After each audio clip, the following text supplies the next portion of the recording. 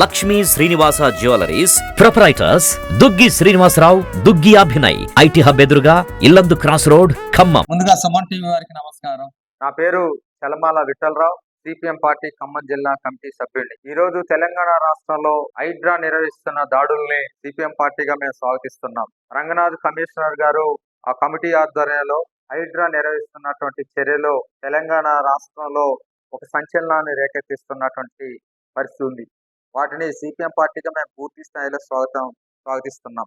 ఎందుకోసం అనంటే హైదరాబాద్ అనేటువంటి ఒక భాగ్య నగరంలో మామూలు చిన్న వర్షం వచ్చినప్పటికీ కూడా రోడ్ల మీద నీళ్లు మొత్తం వస్తున్నాయి. కారణం ఏంటంటే ఆనాడు ఉన్నటువంటి చెరువులు, కుంటలు, నల్లాలు ఏవైతే మొత్తం కూడా ఊడిపేసుకొని పెట్టుబడి పెద్ద పెద్ద బడా బిగ్ షాట్స్ వాటిని ఆక్రమించినటువంటి పరిస్థితులు ఉన్నాయి. వాటన్నిటినీ కూడా ఈ రోజు ప్రభుత్వం జోక్యంతో హైడ్రా కమిటీతో మొత్తం కూడా ప్రక్షాళన చేయడం కోసం ఒక ప్రయత్నం జరుగుతుంది.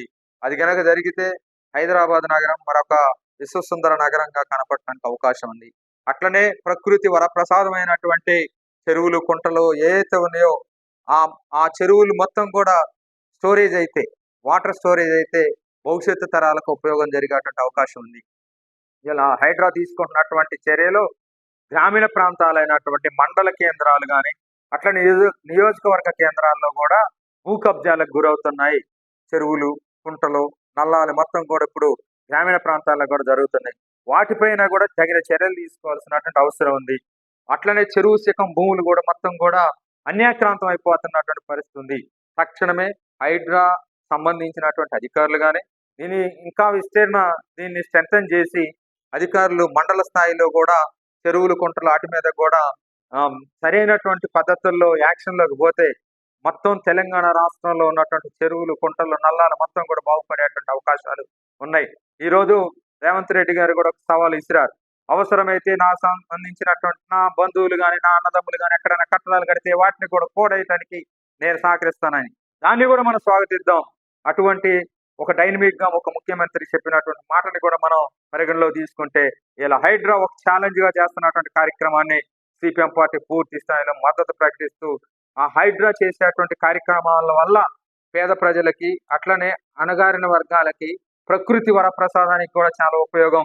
అట్లనే కోటాను కోట్ల రూపాయలు విలువ చేసేటువంటి ప్రభుత్వ భూములు మొత్తం కూడా తిరిగి తీసుకోవడానికి కూడా అవకాశాలు ఉన్నాయి. కాబట్టి హైడ్రా రంగనాథ్ గారు కమిషనర్ గారు నిర్వహిస్తున్నటువంటి చర్యల్ని స్వాగతిస్తున్నటువంటి సిపిఎం పార్టీ అనేటువంటి విషయాన్ని మేము క్లియర్ గా చెబుతూ, సుమన్ టీవీ గారు ఈ టెలికాస్ట్ చేయడం కోసం మా దగ్గరికి వచ్చి వివరాలు అడిగారు. వారికి కూడా ప్రత్యేకమైనటువంటి ధన్యవాదాలు తెలియజేసుకుంటూ, మీ సుమన్ టీవీ ద్వారా మేము రంగనాథ్ గారికి కూడా నమస్కారాలు తెలియజేస్తూ ఇటువంటి కార్యక్రమాన్ని మరింత ఉత్సాహపూరితంగా డైనమిక్ గా నిర్వహించాలని చెప్పి మేము సిపిఎం పార్టీగా కోరుకుంటూ అందరికీ ధన్యవాదాలు తెలియజేసుకుంటూ సెలవు.